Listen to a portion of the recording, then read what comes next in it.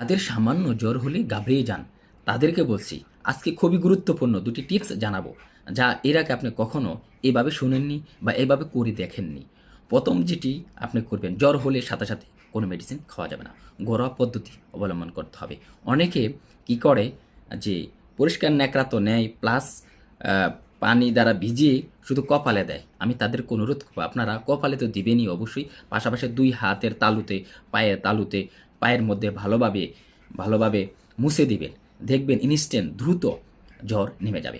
আর দ্বিতীয় যে পদ্ধতি সেটা হলো, অবশ্যই যদি জ্বর এভাবে না কমে তাহলে অবশ্যই পরক্ষণে অ্যাকোনাইট 3x যে মেডিসিনটা আছে, এটা অবশ্যই আপনারা সকালে, দুপুরে এবং কি রাত্রেবেলায় বা কিছুক্ষণ পর পর আপনারা ২ ফোঁটা ৩ ফোঁটা করে খেতে পারেন।